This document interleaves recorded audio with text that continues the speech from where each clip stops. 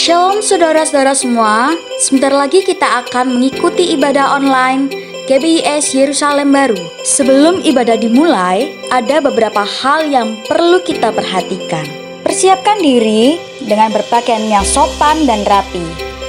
Mari ajak keluarga terdekat, mungkin mereka yang tidak punya sarana atau alat untuk ibadah online bersama, dan jangan lupa tetap menaati protokol kesehatan. Jangan lupa silent HP Anda dan hentikan kegiatan yang lain dalam masa ibadah. Mari menempatkan diri kita dalam posisi ibadah. Ikutlah berdoa, memuji dan menyembah Tuhan, serta mendengarkan firman Tuhan dan mengikuti ibadah ini sampai selesai. Apabila jemaat membutuhkan bantuan atau konseling, silakan hubungi nomor di bawah ini. Selamat beribadah, Tuhan Yesus memberkati.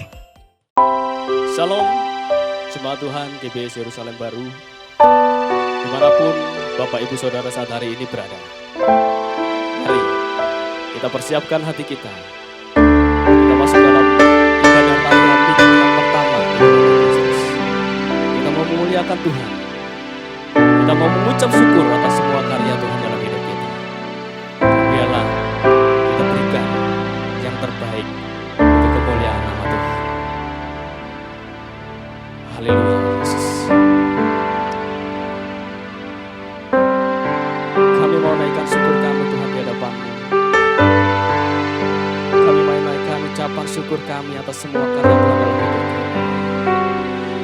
Kami mau berikan ucapan syukur kami hanya untuk Raja atas segala raja.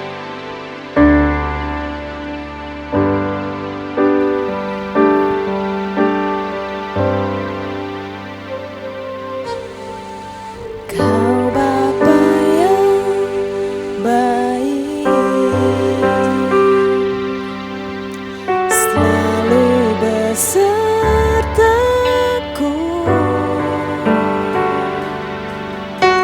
Setiap detik, setiap waktu, Kau perhatikanku. Kau Bapa yang setia, selalu menjagaku. Kau angkatku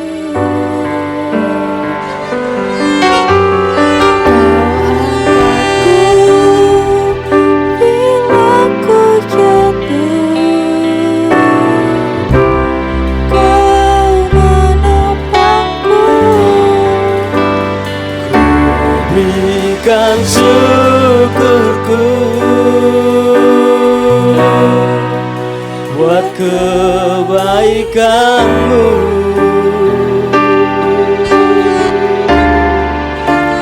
Ku berikan syukurku buat pertolongan-Mu.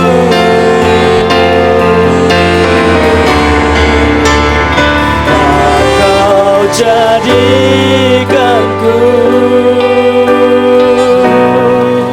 berharga di mata-Mu.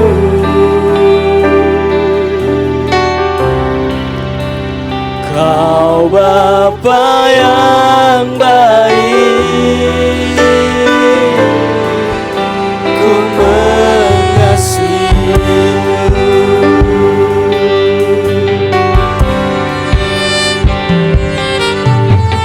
Kau Bapa yang setia, selalu menjagaku.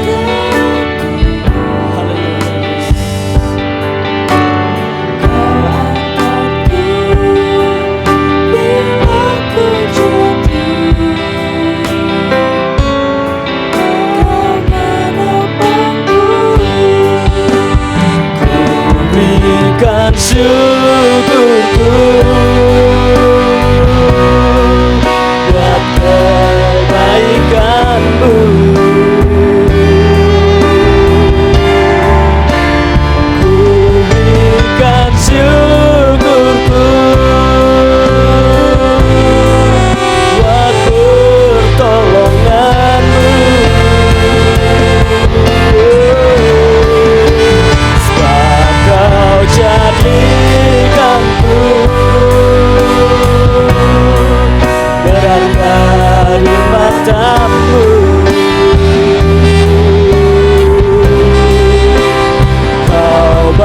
Bapa yang baik, ku mengasihimu, ku naikkan syukurku, berikan syukurku buat kebaikanmu.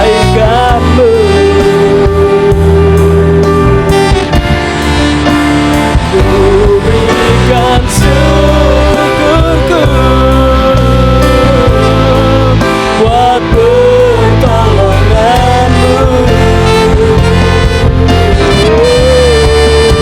Saat kau jadikanku berharga di matamu. Kau Bapa yang baik, ku mengasihimu.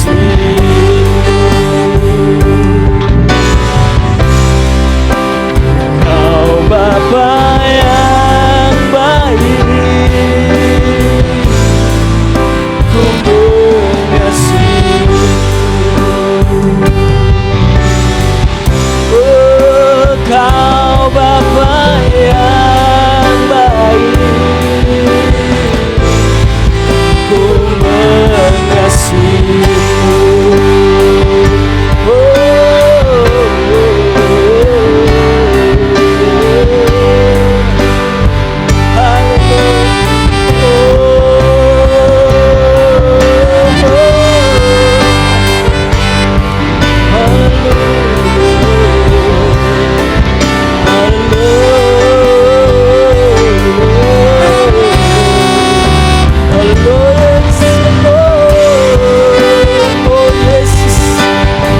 Naikkan syukur kami Tuhan.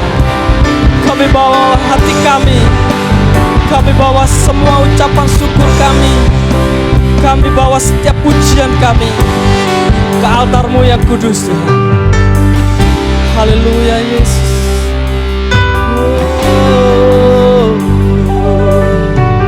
haleluya. Kami mengucap syukur Tuhan, karena kami punya Allah yang begitu luar biasa mengasihi kami. Allah yang begitu peduli buat setiap kami. Bahkan Allah yang rela mati untuk menebus setiap dosa-dosa pelanggaran kami. Bapa yang baik, ini setiap kami, dimanapun kami saat hari ini berada Tuhan. Kami rindu kami dapat bersekutu, memuji, memuliakan Tuhan bersama-sama jemaat GBIS Yerusalem Baru yang sudah Tuhan pelihara begitu rupa. Dan kami mau naikkan ucapan syukur kami Tuhan. Meskipun kami terbatas oleh tempat, kami jauh satu dengan yang lainnya, tapi kami, hati kami, doa-doa kami terpaut satu dengan yang lainnya.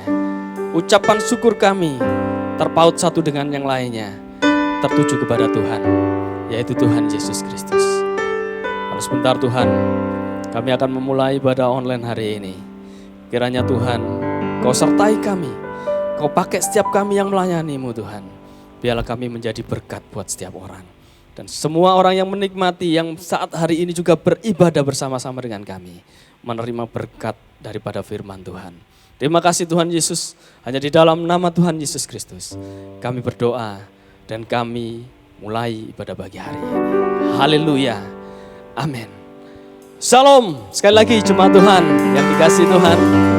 Hari ini kita tidak lihat saat ini kita ada di rumah, kita ada di pekerjaan mungkin, atau kita sedang ada di gereja.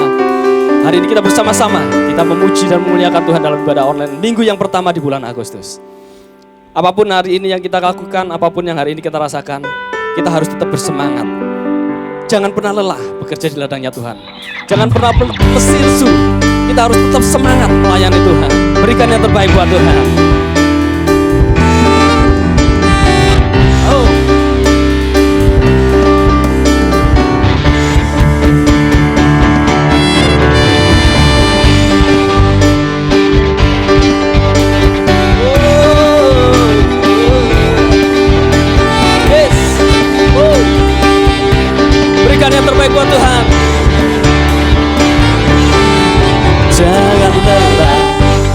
bekerja di ladangnya Tuhan. Roh Kudus yang beri kekuatan, yang mengajar dan menopang. Tiada lelah bekerja bersamamu Tuhan, yang selalu mencukupkan atas segalanya. Ratakan tanah bergelombang, timbunlah tanah yang berlubang, menjadi siap dibangun di atas dasar iman. Ratakan tanah bergelombang, timbunlah tanah yang berlubang, menjadi siap dibangun di atas dasar iman.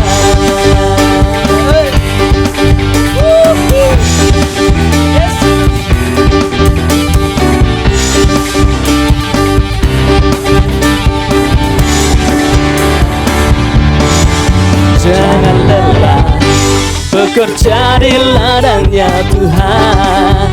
Roh Kudus yang beri kekuatan, yang mengajar dan menopang. Tiada lelah bekerja bersamamu Tuhan, yang selalu mencukupkan akan segalanya. Ratakan tanah,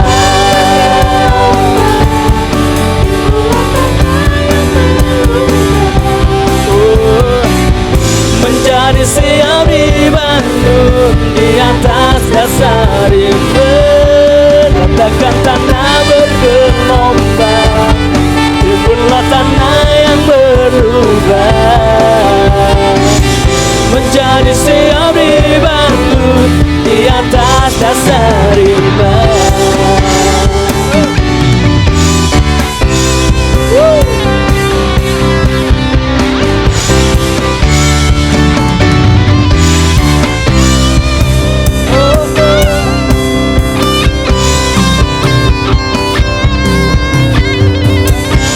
Gelombang, timbunlah tanah yang berlubang,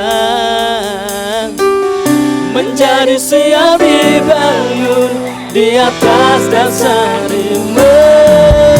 Ratakan tanah bergelombang, timbunlah tanah yang berlubang, menjadi siap dibangun di atas dasar iman.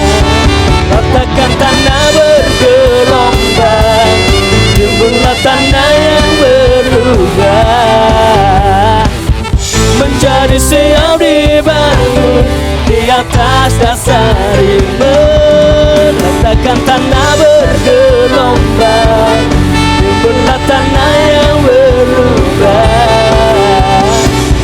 menjadi siap dibangun di atas dasar iman.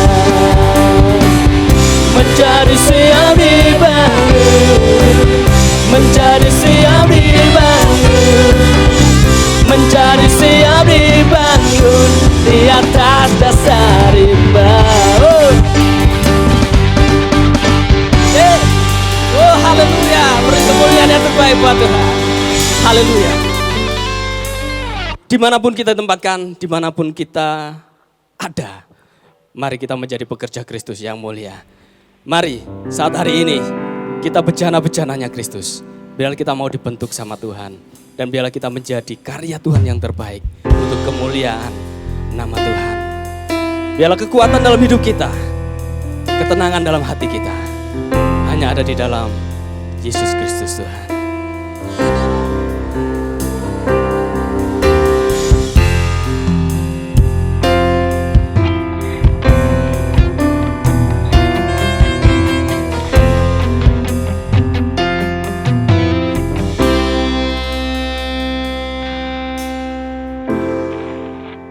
kekuatan di jiwaku, ketenangan batinku,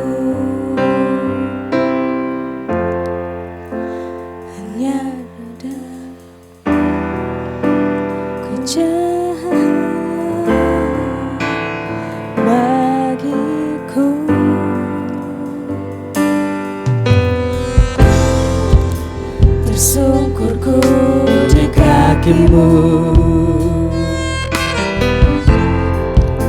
rasakan hadiratmu. Takkan ku melepaskanmu, kau cahaya bagiku.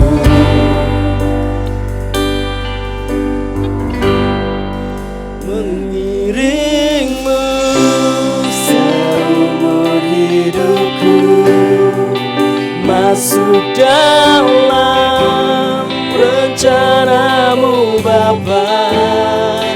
Pikiranku, kehendakku,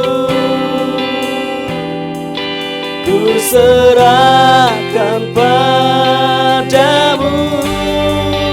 Harapanku hanya di dalam-Mu, ku kan teguh bersama-Mu Tuhan. Jadikanku bencanamu untuk memuliakanmu.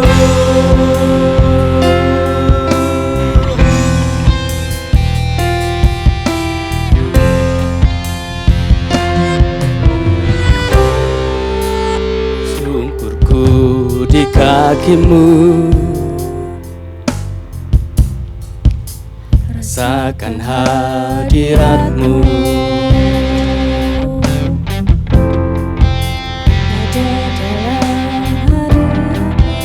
Ku menyembahmu.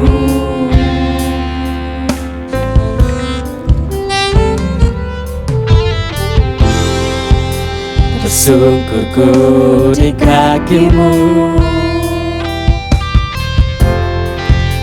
rasakan hadiratmu. Takkan ku melepaskanmu, kau cahaya bagiku.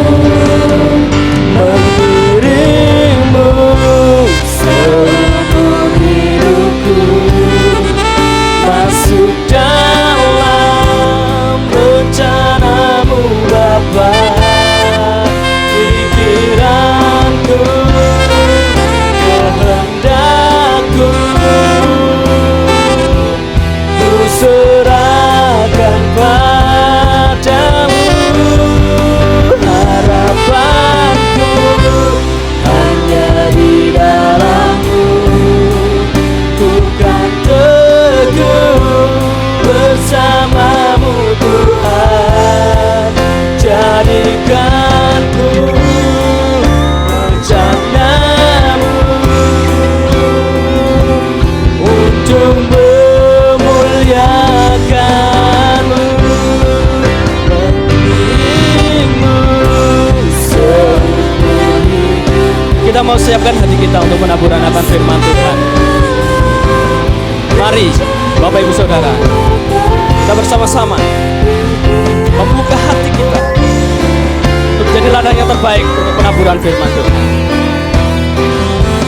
Ku serahkan padamu, harapanku hanya di dalam-Mu, ku kan teguh bersama-Mu Tuhan. Jadikanku bencanamu untuk memuliakan. Mengiringmu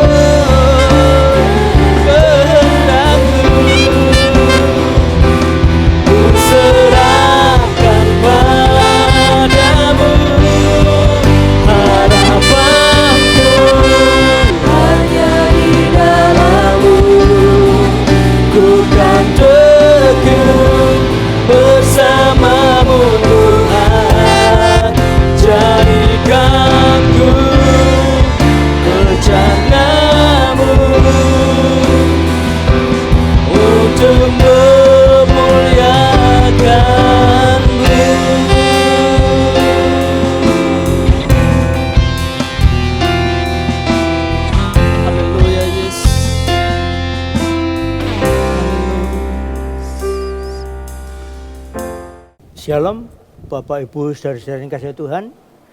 Pagi hari ini kita masuk dalam minggu pertama bulan Agustus. Kita akan mulai ibadah raya disertai dengan perjamuan kudus ini. Tadi kita sudah memuji Tuhan, menyembah Tuhan, dan kita sebentar akan mendengarkan firman Tuhan.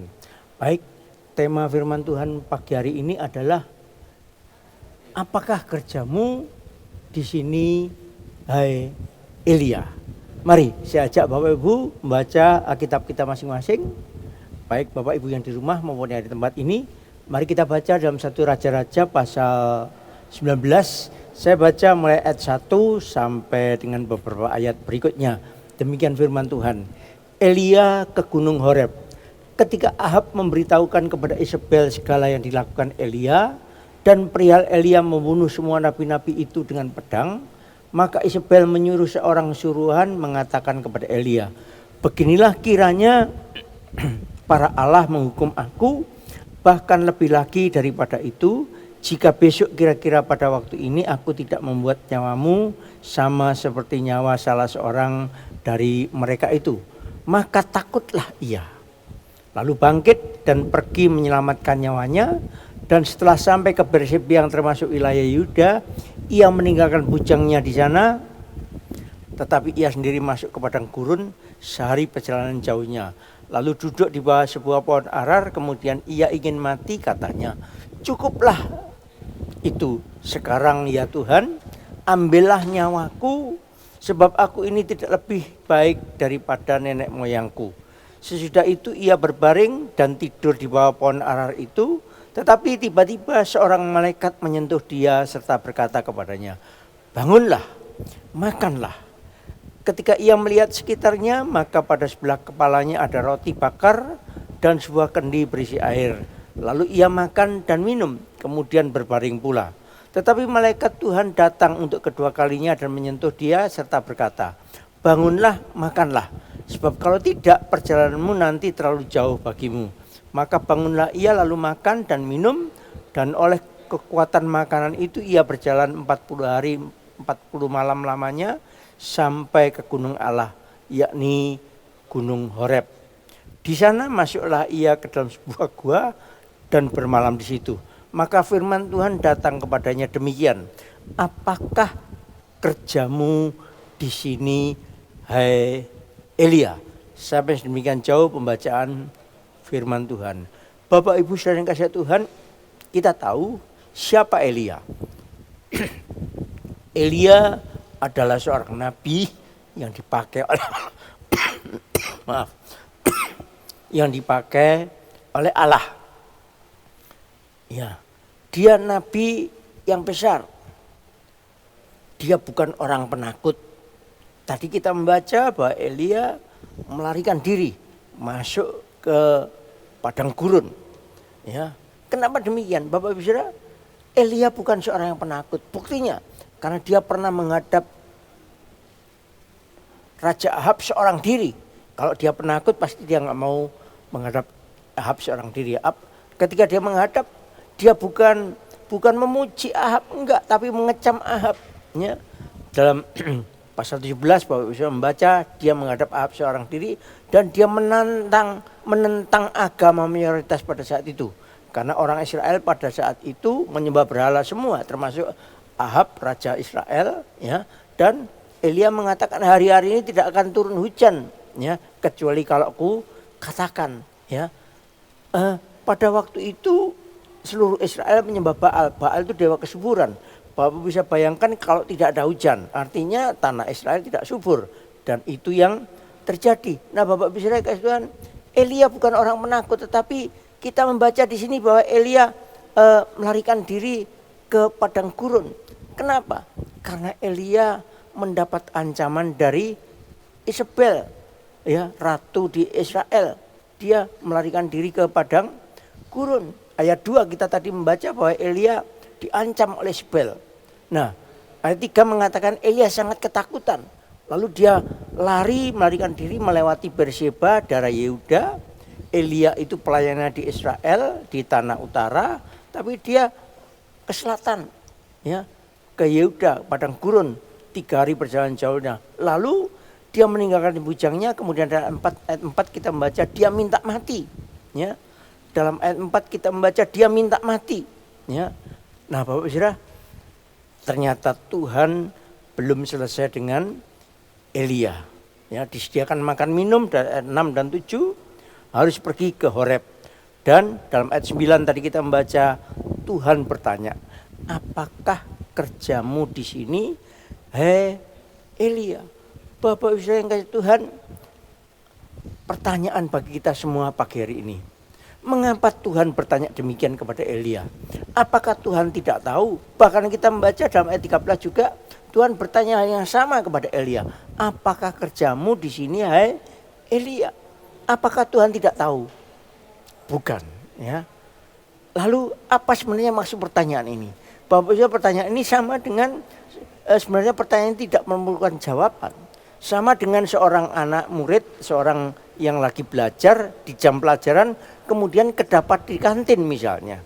Pasti orang bertanya, apa kerjamu di sini? Ya, tentu ini pertanyaan bukan memerlukan jawaban. Nah, apa maksud pertanyaan ini? Bapak Ibu saudara dikasihi Tuhan, ini adalah cara Tuhan untuk menyadarkan seorang yang lagi putus asa. Elia saat itu putus asa. Ya. Ini pertanyaan ini sampai 2 kali diulang, sebenarnya bukan pertanyaan tidak memerlukan jawaban, tetapi pertanyaan ini untuk menyadarkan Elia yang saat itu sedang putus asa. Nah Bapak Saudara, menyadarkan tentang apa? Ada 3 hal. Yang pertama tentang panggilan Elia, yang kedua tugas Elia atau pekerjaan Elia, yang ketiga menyadarkan Elia bahwa tugasnya belum selesai. Dia masih punya tanggung jawab, dia harus menyelesaikan tugasnya. Jadi jangan dulu minta mati. Hari ini saya tidak tahu bagaimana Bapak Ibu Saudara. Mungkin karena pandemi yang berlarut-larut ini Bapak Ibu Saudara merasa capek, merasa putus asa. Mungkin Bapak Ibu merasa udah tidak ada gunanya, ya. Usaha ini sulit dan sebagainya. Tapi mari kita belajar bersama-sama kisah tentang Elia ini. Bagaimana cara Tuhan menyadarkan Elia. Yang pertama, panggilan Elia. Bapak Ibu Saudara yang kasih Tuhan, Elia itu seperti saya katakan di depan, seorang nabi. Nabi itu adalah orang yang dipilih Tuhan, orang yang dipakai Tuhan. Nabi itu tugasnya menjadi juru bicara Allah, menyampaikan firman Allah kepada umat, menyampaikan firman Allah kepada raja, menyampaikan firman Allah kepada siapapun juga yang mau mendengar. Nah Bapak Ibu Saudara, nama Elia itu indah, nama Elia itu bagus. Artinya Allah adalah Tuhanku. Jadi Elia ini harus bergantung kepada Tuhan. Nah Bapak Saudara, tetapi kita lihat di mana saat itu Elia. Ya, sebenarnya setiap orang punya tanggung jawab. Setiap orang panggil oleh Tuhan.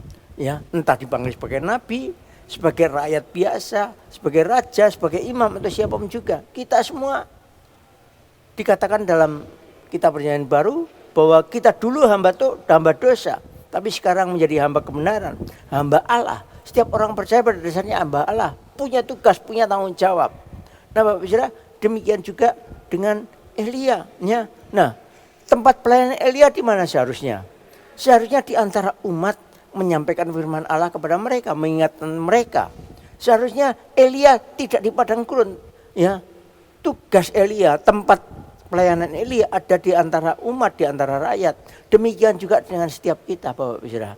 Saya tidak tahu panggilan Bapak Ibu Saudara. Mungkin sebagai kepala rumah tangga, sebagai ibu rumah tangga, mungkin sebagai pelajar, sebagai pendidik, sebagai pengajar, atau siapapun juga. Kita semua punya tanggung jawab. Nah, kita masing-masing harus menempati tanggung jawab kita. Kita masing-masing harus menempati di mana Tuhan tempatkan kita. Ini bukan keinginan kita pribadi. Saya percaya setiap orang punya talenta, punya karunia. Kita memang sudah diperlengkapi untuk tanggung jawab kita masing-masing, panggilan kita masing-masing. Nah, Elia saat itu sudah di padang gurun. Mari Bapak Ibu Saudara, di tengah-tengah pandemi yang sedang belum ada habisnya saat ini. Apa panggilan kita? Apa tanggung jawab kita? Ya, kita semua punya tanggung jawab, punya panggilan masing-masing. Saya tidak tahu, tetapi kita semua harus mengerjakan tugas kita masing sebagai kepala rumah tangga, sebagai ibu rumah tangga, sebagai pelajar, sebagai mahasiswa atau apapun juga. kita semua panggilan itu. Nah Bapak Saudara, lihat ya, memang seperti Elia saat itu ada di padang gurun, saat itu tidak di antara rakyat. Kita semua bisa punya alasan. Alasan bagi Elia karena dia mendapat ancaman dari Isabel. Alasan dari Elia yang lebih parah, sebenarnya saya katakan tadi, Elia ini bukan penakut. Ya. Elia itu merasa seorang diri. Lihat, perhatikan ayat 10 dan ayat 14. Ya. Ayat 10 dan 14. Aku bekerja segiat-giatnya bagi Tuhan. Mereka membunuh nabi-nabimu. Ya. Tinggal aku seorang diri. Ya. Yang masih tinggal, ya. Mereka ingin mencabut nyawaku. 2 kali dikatakan oleh Elia. Ya. Bapak Saudara, ini alasan Elia kenapa dia minta mati, kenapa dia putus asa. Bapak Saudara, saya katakan memang selalu ada banyak alasan. Padahal kalau kita baca dalam ayat 18, ya dikatakan masih ada 7.000 orang yang tidak mencium Baal, ya, yang tidak menyembah Baal dan yang mulutnya tidak mencium dia. Artinya Elia sebenarnya tidak seorang diri. Kenapa seringkali kita putus asa, kita patah semangat, kita merasa tidak dapat berbuat apa-apa? Karena seringkali kita merasa seorang diri, padahal ya ada banyak orang yang bisa membela kita.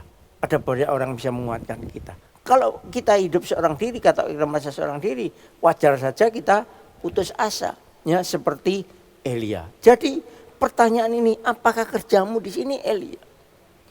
Tuhan bukan tidak tahu keadaan Elia. Tuhan tahu, justru Tuhan ingin menyadarkan Elia bahwa kamu itu enggak seorang diri. Kamu bisa mengajak kerja sama orang lain. Kenapa kamu hanya bekerja seorang diri? Nah, yang kedua, Bapak Saudara, kita lihat pekerjaan Elia. Ya, selama ini apa yang sudah dikerjakan oleh Elia? Bukankah kita sering juga merasa demikian? Lalu ketika merasa kita capek, kita kelelahan, lalu kita mudah emosi, mudah marah. Ini yang terjadi pada Elia. Ya, mari kita lihat di depan sudah saya singgung. Elia itu menghadap Raja Ahab. Dia katakan hari-hari ini tidak akan ada hujan, tidak akan embun kecuali kalau ku katakan, dan itu memang terjadi. Saya katakan ini menantang agama mayoritas. Ya. Kemudian berikutnya, ya, ketika Elia di tepi sungai Kerit, tiap pagi dan petang dikirim oleh burung gagak roti dan daging. Ya.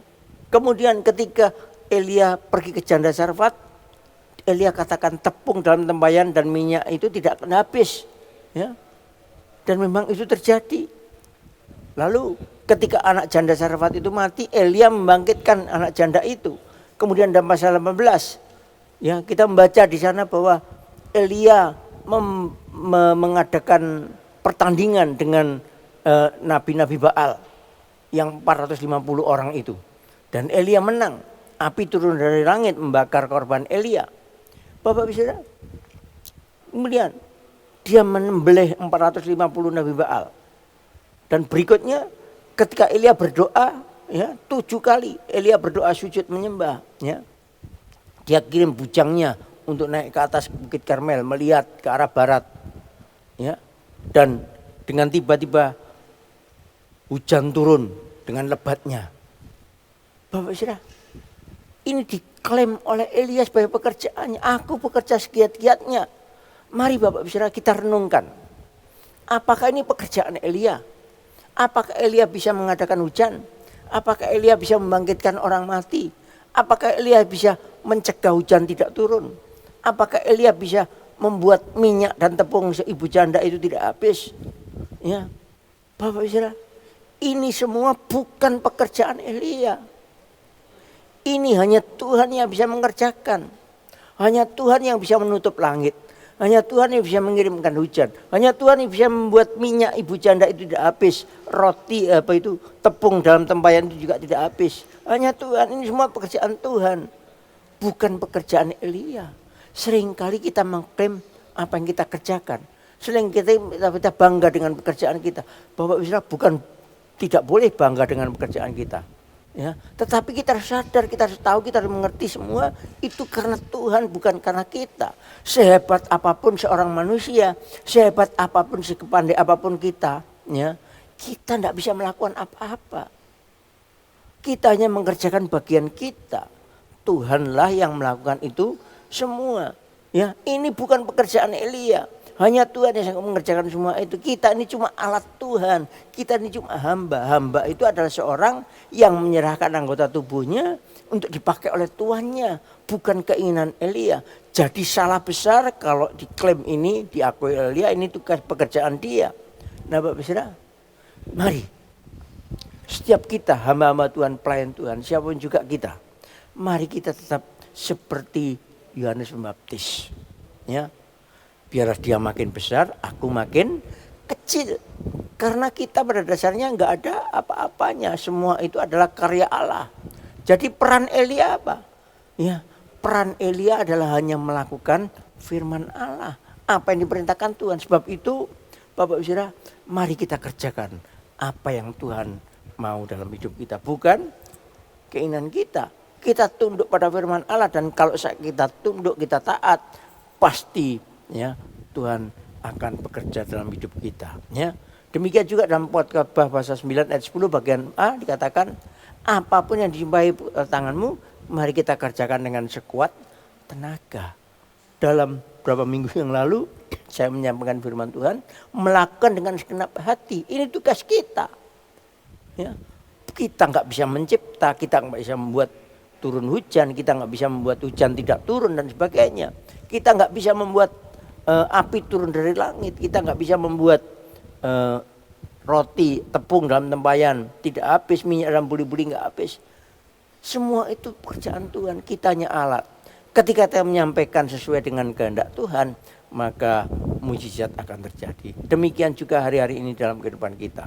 Nah Bapak Saudara, lihat apa yang dilakukan Tuhan untuk menyadarkan Elia. Ya. Tugas Elia belum selesai. Kalau tadi semua diklaim pekerjaan Elia, sebenarnya tidak. Ya. Nah, mari kita baca dalam ayat yang ke-15. Ya, ayat 15. Demikian firman Tuhan. Ayat 15. Firman Tuhan kepadanya, pergilah, kembalilah ke jalanmu melalui padang gurun ke Damsyik. Dan setelah engkau sampai di sana, engkau harus mengurapi Hazael menjadi raja Israel, menjadi raja Aram. Kemudian ayat 16 dikatakan, juga Yehu cucu Nimsi harus kau urapi menjadi raja atas Israel.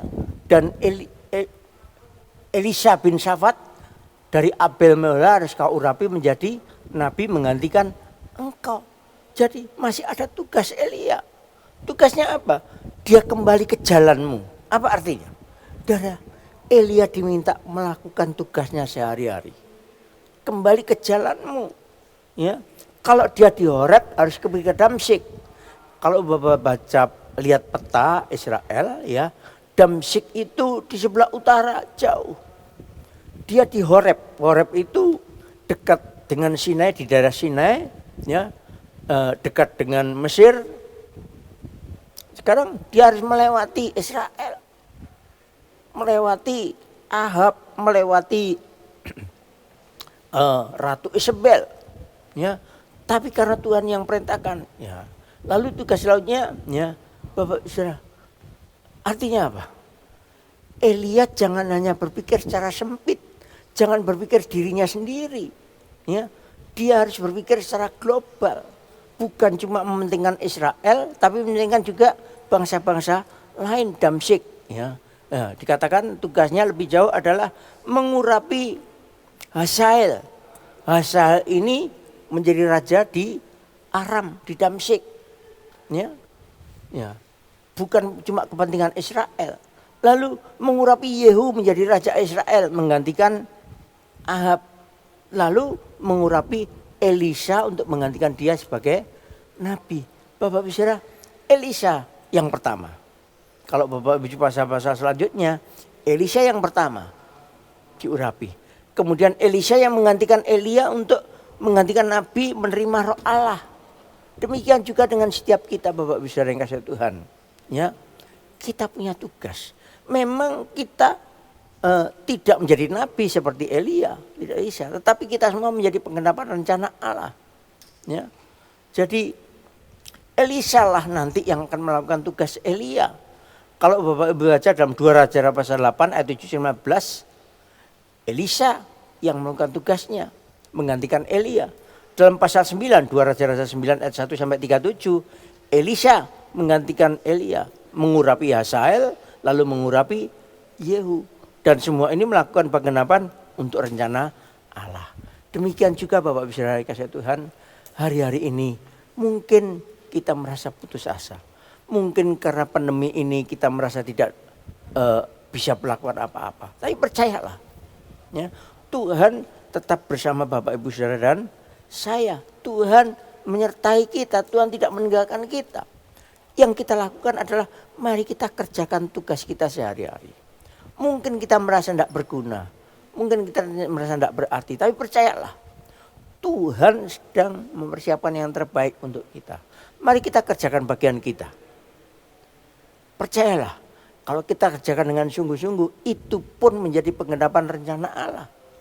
Seperti Elia, dia mengurapi Elisha, Elisha menggantikan dia, Elisha mengurapi Hazael, Elisha mengurapi Yehu. Nah, semua ini baik Hazael walaupun dia orang Aram, Yehu, ya, semua menggenapi menjadi penggenapan rencana Allah.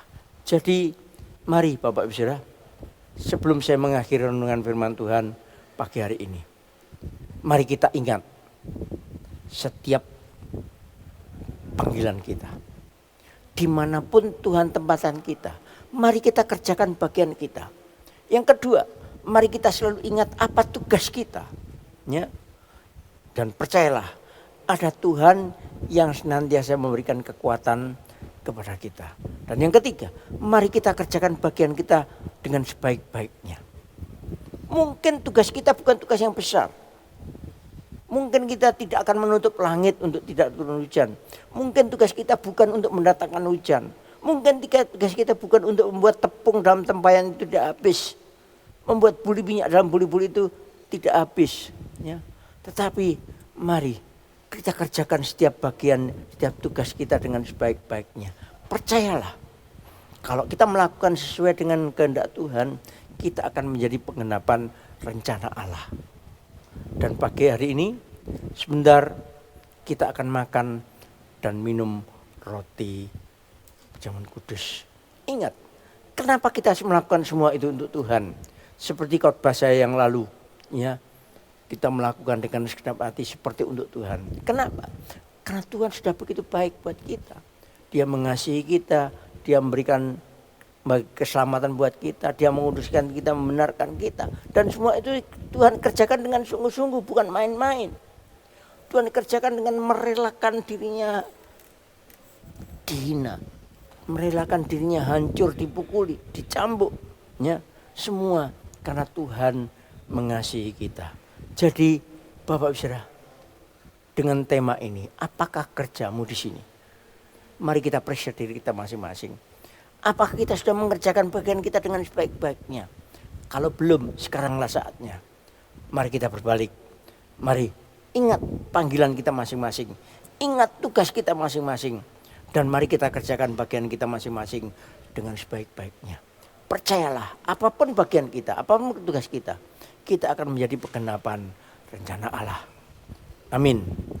Mari, sebentar kita akan makan dan minum roti dan anggur penyambut kudus. Kita berdoa lebih dahulu. Bapa, kami mengucap syukur firman-Mu sudah mengingatkan setiap kami, baik jemaat yang di rumah masing-masing maupun kami yang ada di tempat ini, untuk siap akan tugas kami masing-masing. Kami tidak meninggalkan panggilan kami tidak meninggalkan tugas kami masing-masing dalam kehidupan kami, dan kami siap Tuhan untuk menjadi alat-Mu dipakai untuk menjadi penggenapan rencana Allah. Terima kasih Bapa, terima kasih. Sebentar kami akan makan, minum roti perjamuan kudus.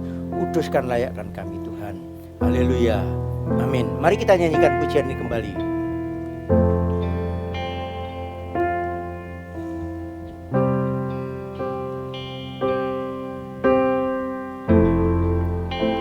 Ketenangan di jiwaku,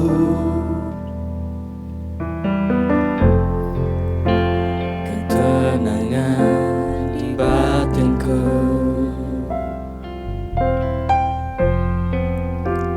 ada dalam hadiratmu, ku menyembah.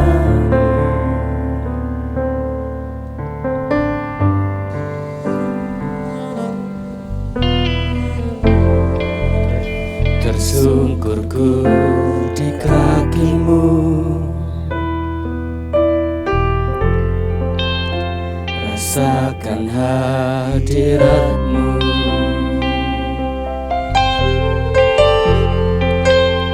Takkan ku melepaskanmu, kau cahaya bagiku. Mengiringmu seumur hidupku, masuk dalam rencanamu Bapa. Pikiranku, kehendakku, ku serahkan padamu. Harapanku hanya di dalam-Mu, ku kan teguh bersamamu Tuhan. Jadikan ku bejanamu untuk kemuliaan-Mu. Benar Bapa, jadikan kami bejana-Mu untuk kemuliaan, bukan untuk kepentingan pribadi kami lepas pribadi, tapi hanya rencana-Mu, hanya kehendak-Mu yang boleh terjadi dalam kehidupan kami. Untuk itu kami mau merendahkan diri di hadapan-Mu. Isi kami, jadikan kami bejana untuk kemuliaan nama-Mu, untuk menggenapi rencana-Mu dalam kehidupan setiap kami. Terima kasih Bapa, terima kasih Bapa. Di hadapan kami ada roti dan anggur perjamuan kudus. Kuduskan layakkan setiap kami, pakai kami Tuhan menjadi pendapat rencana-Mu. Berkati roti dan anggur ini yang boleh menjadi kekuatan bagi setiap kami. Kalau kami makan roti ini, biar tubuh kami menjadi menyatu dengan tubuh Kristus. Kalau kami minum anggur ini, dalam darah kami mengalir darah-Mu. Terima kasih Bapa, terima kasih. Mari Bapak Ibu Saudara, angkat roti tinggi-tinggi di atas kepala dan dengarkan firman Tuhan. Sebab apa yang telah kuteruskan kepadamu telah aku terima dari Tuhan, yaitu bahwa Tuhan Yesus pada malam waktu Dia diserahkan mengambil roti dan sudah itu yang mengucap syukur atasnya, Ia memecah-mecahkannya dan berkata, inilah tubuhku yang diserahkan bagi kamu. Perbuatlah ini menjadi peringatan akan aku. Saudara percaya pada roti dan persekutuan dengan tubuh Kristus? Amin. Mari kita makan dengan percaya. Dalam nama Tuhan Yesus Kristus, makanlah.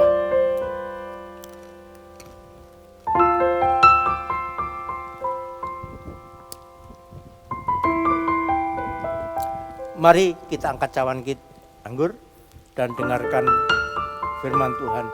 Demikian juga ia mengambil cawan sudah makan lalu berkata, cawan ini adalah perjanjian baru yang dimeteraikan oleh darahku. Perbuatlah ini setiap kali kamu minumnya menjadi peringatan akan aku. Sebab setiap kali kamu makan roti ini dan minum cawan ini, kamu memberitakan kematian Tuhan sampai Ia datang.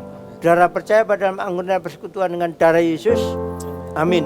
Mari kita minum dengan percaya. Dalam nama Tuhan Kristus, minumlah.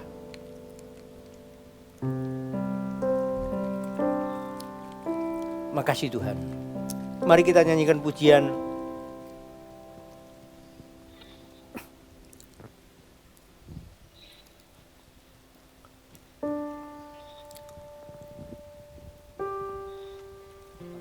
betapa hatiku berterima kasih. Dan kita akan mengakhiri ibadah hari ini. Betapa hatiku Amin. berterima kasih Yesus, Kau mengasihiku. Amin. Kau memilikiku. Mari angkat tanganmu Bapak Saudara yang kasih Tuhan. Hanya ini Tuhan persembahanku, segenap hidupku, jiwa dan ragaku, sebab tak ku miliki harta kekayaan yang cukup berarti untuk ku persembahkan. Hanya ini Tuhan permohonanku, terimalah Tuhan persembahanku, pakailah hidupku sebagai alatmu seumur hidupku. Benar Bapak, ini kerinduan setiap kami. Pakai hidup kami menjadi alat-Mu, menjadi penggenapan rencana-Mu. Apapun panggilan kami masing-masing, dimanapun Tuhan tempatkan kami, biarlah kami tetap menjadi penggenapan rencana Allah. Terima kasih Bapak, terima kasih. Berkati setiap hamba-hamba-Mu sudah melayani kami pagi hari ini. Berkati jemaat-Mu di rumah masing-masing. Apapun bagaimanapun juga tugas mereka saat ini, situasi keadaan mereka, Tuhan tetap mengasihi mereka, Tuhan tetap memberkati mereka semuanya. Terima kasih Bapak. Bapak itu Tuhan, mari Bapak bisa arahkan hatimu kepada Bapak di surga, dan terimalah berkat anugerah kasih karunia Allah. Kiranya damai sejahtera Bapa, penyertaan kasih Tuhan Yesus Kristus, serta persekutuan Allah Roh Kudus memberkati Bapak Ibu Saudara masing-masing di rumah mulai hari ini sampai selama-lamanya, baik dengan berkat-berkat kesehatan, berkat pertumbuhan iman, serta berkat kehidupan sehari-hari, berkat kebutuhan hidup sehari-hari, semua yang baik, yang manis, yang sedap dengar, yang patut dipuji, dan semua disebut kebajikan berlimpah dalam hidup saudara mulai hari ini sampai Kristus datang kali yang kedua. Terima kasih Bapak. Dalam nama Tuhan Yesus Kristus kami semua sudah mengucap syukur dan berdoa. Mari sama-sama katakan amin. Tuhan memberkati. Terima kasih untuk Bapak Gembala yang sudah memberitakan kebenaran firman Tuhan dan sudah memberikan kita perjamuan. Kita akan berdoa syafaat bagi jemaat yang sakit. Mari kita tundukkan kepala. Bapa dalam surga, terima kasih untuk kasih setia dan penyertaan pada kami. Kami mau jemaat-Mu yang sakit. Tuhan, Engkau sanggup memberikan kesembuhan yang sempurna kepada jemaat-Mu. Engkau memberkati bagi mereka yang sedang membutuhkan pekerjaan. Engkau mencukupkan segala kebutuhan dan keperluan mereka. Juga kami bawa pemerintahan dan bangsa dan negara kami di dalam tangan kasih-Mu. Engkau memberkati pemerintahan kami Tuhan. Engkau memberkati para pemimpin kami mulai dari tingkat RT, RW, kelurahan, kecamatan, wali kota, gubernur hingga presiden. Semua yang terlibat dalam pemerintahan, Tuhan boleh pakai mereka agar mereka juga mampu melakukan tugas tanggung jawab mereka dengan sebaik-baiknya. Juga untuk para perawat dan para dokter yang bertugas di dalam menangani para pasien yang terkena COVID-19, Tuhan menyertai, memberkati dan melindungi mereka agar mereka juga mampu melakukan tugas tanggung jawabnya dengan sebaik-baiknya. Terima kasih Tuhan, terima kasih. Hanya di dalam nama Tuhan Yesus Kristus kami sudah berdoa dan mengucap syukur. Haleluya, amin. Ada beberapa pengumuman yang akan saya berikan pada siang hari ini. Yang pengumuman pertama adalah persiapan kita dalam menghadapi new normal.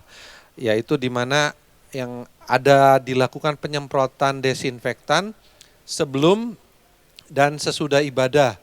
Yang kedua adalah jemaat menggunakan masker ketika masuk ke dalam halaman gereja dan menggunakan masker selama ibadah.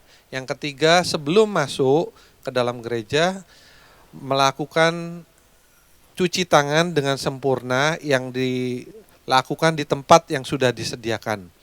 Dan yang keempat adalah ada petugas yang akan mengukur suhu tubuh, di mana kalau di bawah 37,5 derajat Celcius, maka jemaat dipersilahkan untuk melakukan kegiatan ibadah, tetapi jika suhu di atas 37,5 derajat, jemaat dipersilahkan untuk kembali ke rumah dan beribadah di rumah masing-masing. Yang kelima adalah menjaga jarak antar jemaat. Yang keenam, kita tidak melakukan salaman. Yang ketujuh, tidak berkumpul setelah ibadah dilakukan. Jadi setelah kita ibadah langsung kembali ke rumah masing-masing. Jadi yang jadi yang masih beribadah di rumah saja adalah orang-orang yang mempunyai sakit berat atau sakit bawaan, seperti darah tinggi, kencing manis, stroke, dan lain-lain. Dan juga anak-anak. Yang boleh beribadah hanya orang-orang yang benar-benar sehat dan tetap dengan protokol kesehatan yang sudah saya bacakan tadi. Demikian pengumuman saya bacakan. Terima kasih.